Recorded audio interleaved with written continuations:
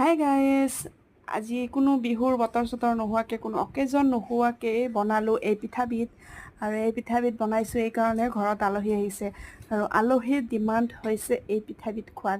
সেয়েহে যিমান কষ্ট হ'লেও কষ্ট কৰি এই পিঠাবিধ বনাবলৈ মই লৈছোঁ আৰু এই ৰাতিখন ধুনীয়াকৈ বহি বনাই আছোঁ পিঠা। আৰু আলহীৰ ডিমাণ্ড যে এই পিঠাবিধেই বনাই লাগিব, সেয়ে কোনোমতে মই চাউল নাৰিকল যোগাৰ কৰি এই পিঠাবিধ বনাই আছোঁ। আৰু বনাবলৈ যে ইমান কষ্ট হৈছে, কাৰণ যিহেতু অবতৰীয়া চাউল, সেয়েহে আঠা চাঠা নাই, একেবাৰে কোনোমতে পানী চানী মলা দি কেনে বনাই আছোঁ। আৰু ইয়াত দেখিছেনে মাজে মাজে ভাঙি যাব খোজে। কোনোমতে মই একদম ধৰি বান্ধি আঠা লগোৱাৰ নিচিনা লগাই পিঠাবিধ বনাই আছোঁ। আৰু আলহী বেলেগ নহয়, আলহী হৈছে মোৰ ভিনদেউ। গতিকে ভিডিঅ'টো চাই কেনে পালে আপোনালোকে জনাব, আৰু এই পিঠাবিধ বনাব কোনে কোনে জানে সেইটোও বাৰু কমেণ্ট কৰি জনাব। Bye bye.